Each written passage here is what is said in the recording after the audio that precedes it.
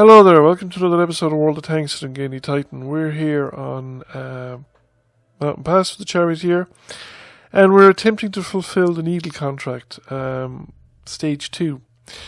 Need to do 2,400 more XP in any number of battles, be a top 8 earner in my team in a battle, and win 2 battles in a row. And I have to use an archer or its related tanks, so that will be the archer, the Achilles, the Challenger, the Charioteer, the Conway, or the FE405. I happened to use the Charioteer because I had one in my garage. I never sold the Charioteer. I kind of liked it, and I thought if I ever got back to playing the British again, or British Tech Tree tanks, then I would play the Charioteer at some point. Probably try and ace it, and maybe 2 mark it at least. But I didn't have a crew in it. I had crews available because I had crews that were sitting in premium tanks. They've been in there for a long time because I was playing the British towards the end. I was training up crews and I had premium tanks. And then in a past update, I think about a year ago, I'm not too sure exactly how long ago, but Wargaming screwed up the database in an update, and they lost track of where people's tank crews that were in premium tanks, what their tank of origin, their Tech Tree tank of origin was. They give people loads of XP boosters so as to get the 25,000 XP back to put the crews, or to get tank mastery back on those tanks again. I never bothered with the British. I did it for the Americans and the Russians and various other crews over the last year or since it happened. But I never really bothered for the British because I just wasn't playing the British Tech Tree tanks. Didn't have any incentive to do so.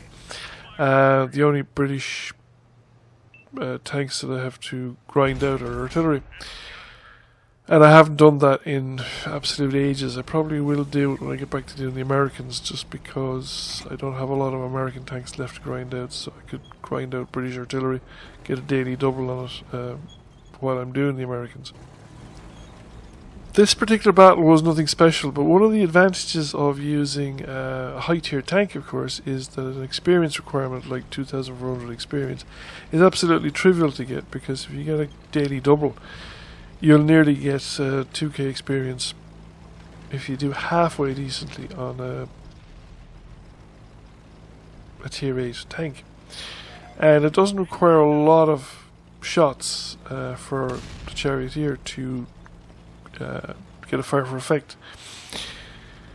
So then you'll get reasonably decent experience even if you die early and you're low on the table. I mean, this is a tier 10 or tier 9 battle, so you'd want to survive to the end of the game in order to get high up on the table anyway. I don't do it. I'm not going to put a round through the front turret of a T-29 even with APCR. Slope is such that it'll probably bounce. Failed to penetrate the side of the Centurion 7-1 there as he was coming off the ridge. He's basically fleeing because that corner has just been completely overwhelmed by enemy tanks. So I have to be careful here, and I'm probably not being careful enough. I really probably should have withdrawn further at this point. Because I'm not, if I pull out enough to get a shot at the Centurion and the T-29, I'm actually completely donked that shot now. I actually hit the ground just short of his tracks. But I'm going to try and thread the needle with this one, and I just roll low. I could easily roll over 400 with this tank, and that would have taken out the T-29. But the Centurion 7-1 has got me on the riposte, and I completely muck up here. I'm trying to bait the shot, but I fail, and it's probably with the old controller as well. So the responsiveness of the controller was, there was issues with it. I discovered it was a lot worse than I thought it was too. However, it was enough to earn me the 2,400 experience that I needed, and it is the first of 2 battles won. So all I need to do is win the next battle, which is not easier said than done. Damage output was low, so we don't make it into the top 8. but we did get our fire for effect. So the next match, immediately after this one, was in Himmelsdorf at night, encounter mode. And I'm again in the Charioteer. I've also found out that was it Dunkelheit, one of the mercenary maps, is actually based on Himmelsdorf.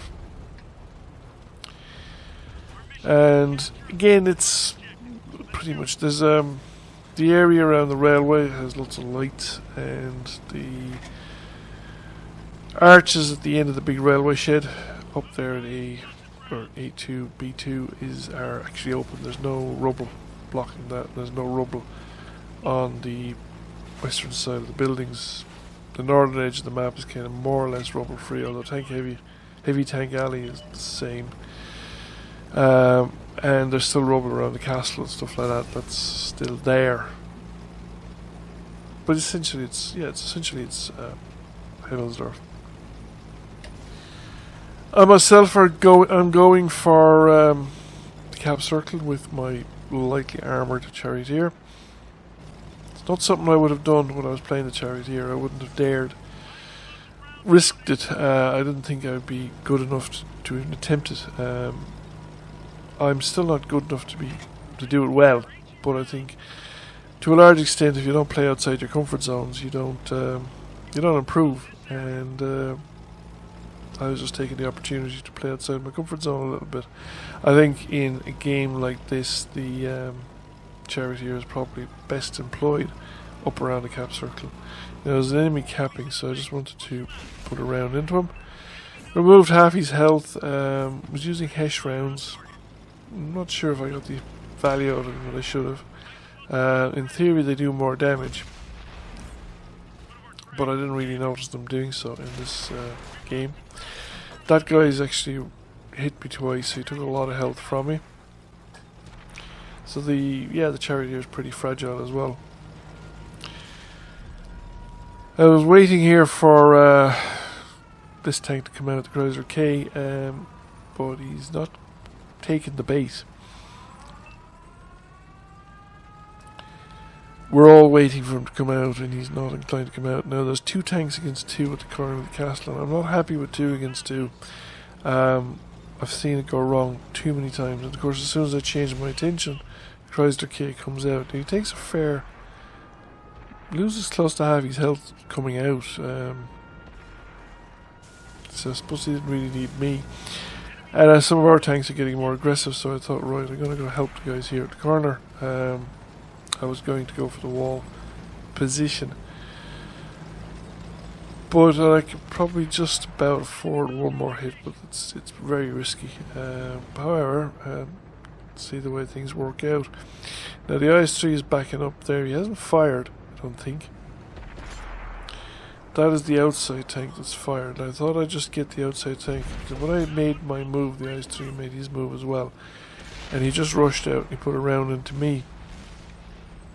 I survived, but just about, and one of my allies just takes out the IS-3, so just check it over my shoulder. Everything seems to be under control, and then I said, right, well, I better follow these guys up. Give them a bit of a lead, and there's a T-69 going in here now. It looks like he's run out of ammo, which is always a mistake, I think, for a T-69. If you can't do the kill, you should really not be going in on top of people, because it's very hard to do the kill on a T-69 because the total damage output per clip isn't that huge. You need to have tanks that are knocked off lost a lot of health already.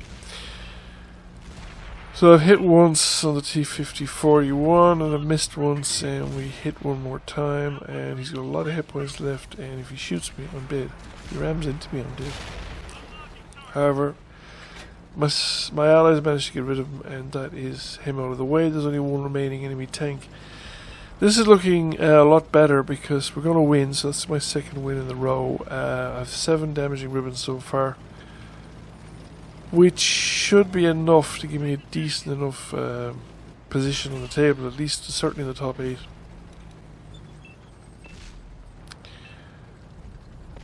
So we finish up, managed to get 8 damaging ribbons. We haven't got any assisted damage or anything like that. It's the way things worked out. But as it turns out, we've actually managed to complete the second part of the contract.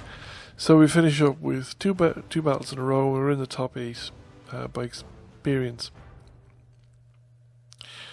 In actual results, we did almost 3,000 damage, and we got second class mastery, which is, I think, pretty good, especially since I haven't played with Charioteer in probably 2 years, and we're 1, 2, 3, 4. Fourth by experience, so that's not bad either. So this completes stage 2 of the contract, and when I leave out of the return to the garage, and we open up the ops section, you get the little things as your contract stage is completed. And it gives you a reward and tells you you can, of course, skip stages and buy out the contract and so on and so forth. Thank you for watching. I hope you enjoyed the video. If you did, please give it a like. If you haven't already done so, please subscribe. Next World of Tanks video will probably be part 3, and I'll catch you all again soon. Bye for now.